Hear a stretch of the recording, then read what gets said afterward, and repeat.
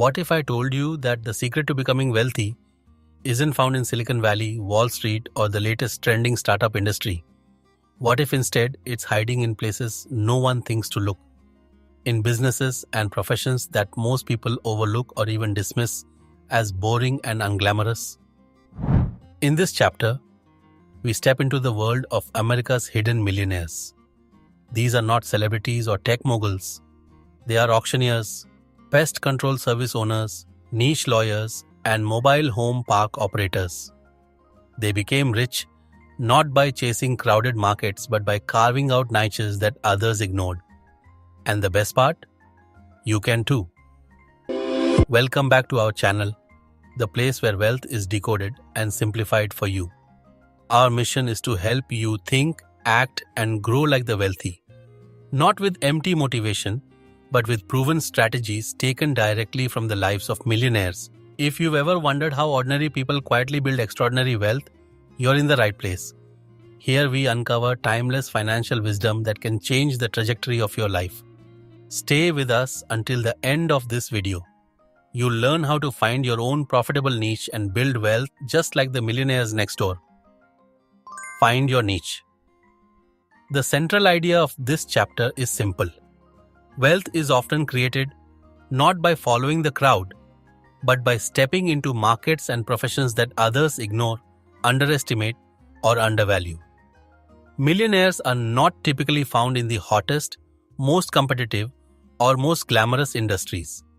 Instead, they dominate niches where demand is steady, competition is weak, and specialized expertise allows for high profits. The authors Thomas J. Stanley and William D. Danko emphasize that America's millionaires are often people you would least expect. Welders who specialize in rare processes, pest control company owners, auctioneers, and owners of funeral homes. These people found their fortune in places others never thought to look. Why the glamorous path isn't always the wealthy path? Most people believe that wealth is concentrated in high-status professions: surgeons, corporate lawyers, CEOs, investment bankers. While it's true that many in these fields earn high incomes, that doesn't always translate into high net worth. In fact, many high-income professionals struggle to accumulate wealth because of their high-consumption lifestyles and the cutthroat competition in their fields. Millionaires often do the opposite. They deliberately choose businesses where competition is low, status is minimal, and the barriers to entry keep away the faint-hearted. For example, pest control companies may not sound glamorous, but demand is consistent, and once you dominate a local market, profits compound. Mobile home park owners face social stigma, but the cash flow is steady and recession-proof. Auctioneers are rare specialists. In certain regions, they are indispensable for liquidating estates, farms, and businesses, allowing them to charge premium fees. These niches are not glamorous, but they are profitable. Specialists beat generalists. Millionaires who succeed in niches are usually specialists, not generalists. They understand that expertise in a narrow field allows them to charge higher fees and face fewer competitors. The book highlights examples. A welder who specialized in repairing oil pipelines in remote areas. While general welders struggle to find consistent work, this man built a fortune because his expertise was rare and urgently needed.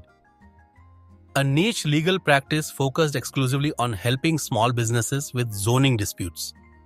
By narrowing his scope, the lawyer became the go-to authority, capturing nearly all business in his region. Lesson: the narrower your focus, the greater your potential for wealth. If the niche has demand, barriers to entry cause opportunity. Many of the niches millionaires dominate have high barriers to entry, but that's precisely why they're profitable.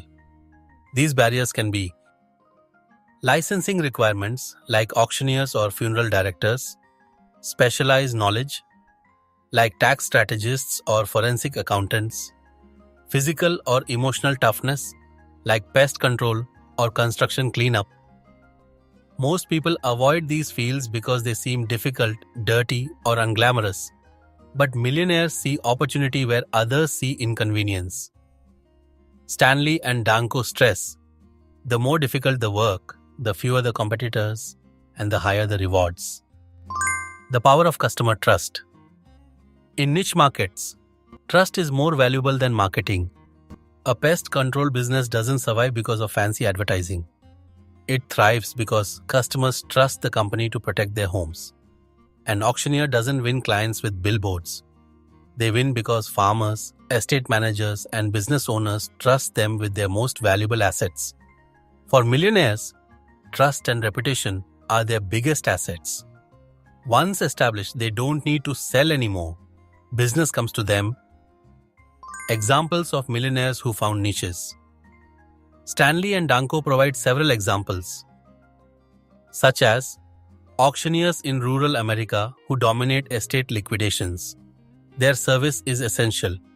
Their expertise is rare and their incomes are high. Funeral directors who face little competition because of the sensitivity and regulation of the industry. While many people shy away from this profession, those who pursue it find consistent profitability. Specialized contractors, such as those who deal with hazardous material cleanup or specialized piping. Their technical expertise makes them irreplaceable. Each example highlights the same principle. Niches equals wealth. How to find your niche. The book doesn't just describe millionaire niches, it also gives insight into how you can find your own. Look for unmet needs. Where are people struggling to find quality services? Consider industries people avoid. If people think it's boring, dirty, or tough, that might be your gold mine. Develop rare skills. The harder it is to learn, the fewer competitors you'll face. Focus on reputation.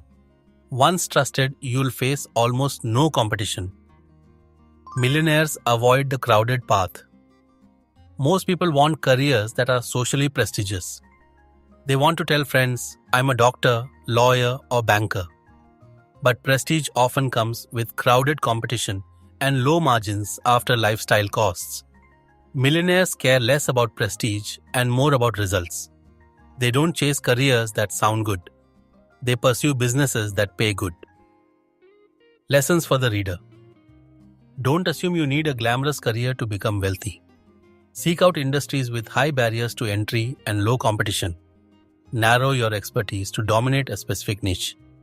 Build your reputation as your most valuable asset. Ignore prestige.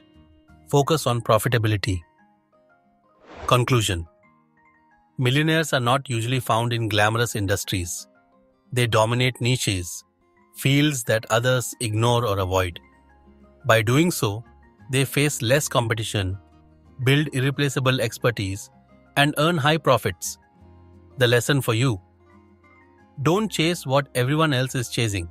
Instead, find your own niche and become the best at it. That's how ordinary people quietly become extraordinary millionaires.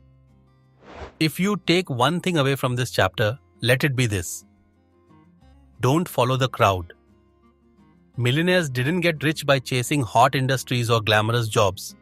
They got rich by dominating niches others ignored. And you can too. Start by looking around you. What problems do people struggle with that no one wants to solve? What industries seem boring or tough but provide essential services? That's where your opportunity lies. Build rare skills. Develop trust with your customers. Become indispensable in your niche. Remember, prestige won't pay your bills, but profitability will build your future.